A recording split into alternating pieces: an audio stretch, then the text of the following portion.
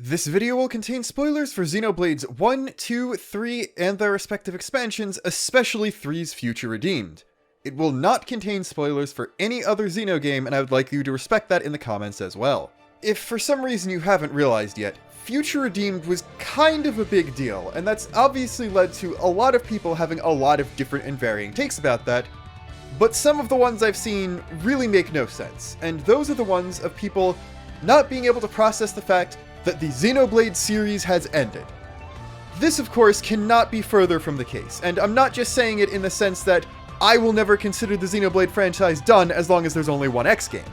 I'm saying it in the sense that the developers have outright stated they want to do more with it. A lot of other people are much more understandably trying to process the end of what's known in many fan circles as the Klaus Saga, the big overarching story of all the non-X Xenoblade games, that's been going on for about 13 years, when it was started largely by accident on Monolith's part with the original Xenoblade, which released in Japan in 2010. The consensus seems to be that while it was really nice seeing Shulk and Rex together, getting a lot more fan service, including a large amount of Xenoblade 1 stuff that was missing in the base game, and even making 1 a lot more important than it had been to the overall series lore, it's still a bit bittersweet despite the much happier spin Future Redeemed puts on base 3's ending, because this is still the end of the Klaus Saga, so we're never going to see any of those characters again. While I could just easily point out that crossovers through things like Smash or Xenoblade 2's DLC exist, and the fact that Cosmos was still showing up in stuff a decade after Xenosaga ended and long after Monolith left Bandai Namco, nobody connected to the development of the series has ever actually said, we're done with this continuity, or any of these characters at all. While series executive director Tetsuya Takahashi has been known to obfuscate the truth a bit in order to cover up things like Xenoblade 2's big connection to Xenoblade 1 and not spoil people before the game's even out, we can probably take his statements about the future of the series at face value in this case. He's talked a lot about things in various interviews, press releases, and developer blog posts and stuff like that, but I want to narrow the discussion to 3 specific things he said in various things in the lead up to Xenoblade 3's release, including one in a message sent out to Japanese players who purchased the game. I'm going to paraphrase all of these, but the meaning is still fairly obvious.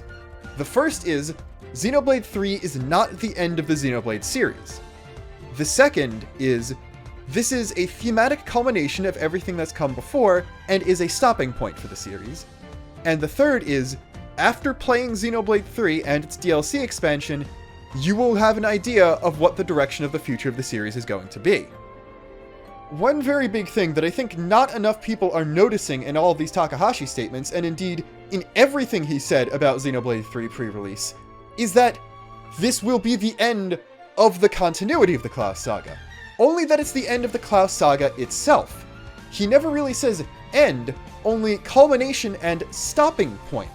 I think now that the game's been out for the better part of a year, even if you don't necessarily like the way it was executed, most people can agree that 3 thematically was a culmination of 1 and 2, and Future Redeemed does carry on all of that as well. Especially now that Future Redeemed is out, the complete package of 3 is definitely a stopping point for the series. Like, they did the entire montage of the 3 previous main games over the credits, and that was kind of a big deal, and it definitely feels like the end of a show season, if not a series finale. If this specific Xenoblade continuity ended here, it would make sense, but we were never directly told that that was the case. The first statement I brought up before about 3 not being the end of the series in a vacuum could just mean, okay, we're done with the numbered Xenoblade continuity and all that stuff, we can just make X games for the rest of time. Or, yes, there will be a Xenoblade 4 that's closer in form to 1, 2, and 3 as opposed to X, but it will take place in a completely different continuity unconnected to anything else beforehand, and just carry on with references, like how Xenosaga references Xenogears, and Xenoblade likes to reference both Gears and Saga.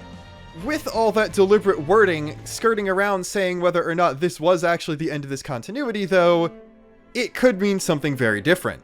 I also think it's important to keep in mind, the name changes from Xenogears to Xenosaga and Xenosaga to Xenoblade were mandated by the developers changing the company they worked at and having to start an entirely new IP because they didn't completely own the old one. Now that Xenoblade is successful and continually seeing success and growth, there is zero reason for them to ever change the name of the series again. While it would be neat to mark the end of the Klaus trilogy by making the next game Xeno something else instead of Xenoblade 4, and just leaving Xenoblade as the name for the X titles, I think the name is just way too valuable to not use in the future, and I don't think it matters what Monolith has to say about it. Nintendo's gonna mandate that they use it.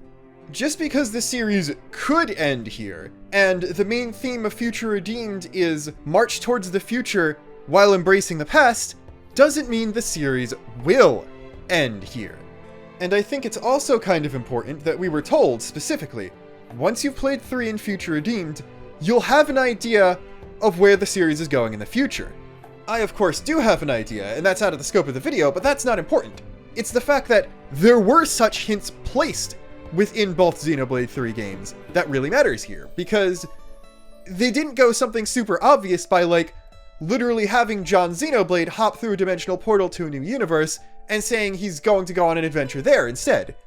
They worked those hints into the lore, narrative, and background details of both main game and DLC. If the next thing was going to be entirely unconnected to that, I don't think that's the approach they would have used. And then I think is the most important thing. Takahashi telling players in Japan that Xenoblade 3 and Future Redeemed when combined tell the end of the story that began with Klaus's experiment. Let's just think about that. At the end of Xenoblade 1, we learn that the universe of that game was created by Klaus's experiment. In Xenoblade 2, we get to meet a much more sane aspect of Klaus than Zanza, and get a bit more detail. There are multiple universes. Klaus used a powerful extra-dimensional entity known as the Conduit to perform said experiment. And then, in Xenoblade 3, we learn that the universes, or the worlds, or whatever, of 1 and 2 were split from each other with the experiment, and yearn to reunite, but doing so will destroy them both, so the Origin Plan was put into effect, which unfortunately led to the creation of Ionios.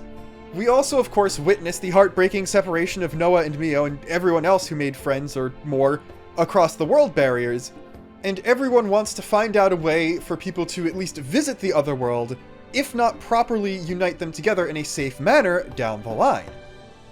Then, the post-credit scene of Future Redeemed seems to depict such a safe reunion taking place, as the interlink colors and the colors of Kevis and Agnes are used to depict what appears to be the 2 separate worlds once again becoming one. So, with the added context of all the additional lore from Xenoblade 3, we can say that the broad strokes narrative of the entire Klaus trilogy is thus: the Conduit exists, connects to infinite universes, and draws its power from one universe that we know nothing about. Klaus used it to perform an experiment to try to become as a god, and this had the unintended consequence of ripping not only the world, but his own body into 2, creating the 2 separate worlds of Bionis and Mechanis and Allrest, the histories and most important events of both we see in Xenoblade 1 and 2. With the Conduit leaving as depicted in the end of 2, the worlds began to drift closer together again, but since they were composed of opposite types of matter, they would annihilate and blink out of existence if they were ever to come into contact. Eventually, being able to talk to each other, the people of the 2 worlds developed the Origin Plan, an arc that would preserve all life and recreate the worlds at the moment of impact. While Origin did go into effect, people's emotions took it over, creating Mobius and leading to all of Xenoblade 3. At the end of 3, Origin was reactivated and did its job properly, completely recreating the worlds. But as we see hints of, it seems people's memories of Ionios remain. And then, as we see in the post-credit scene of Future Redeemed, the 2 worlds combine properly, somehow. I think you're starting to see what I'm getting at now. From the perspective of the characters we care about in the series, the biggest effect of Klaus's experiment was splitting the world into 2. At the end of Future Redeemed, we see what appears to be a single, tangible planet right there in space where Earth used to be. Effectively, Klaus's experiment has been undone. Now you may be thinking, okay, that would just leave a different take on the Ionios concept as a setting for another game in this continuity, right? Good news, you're actually wrong.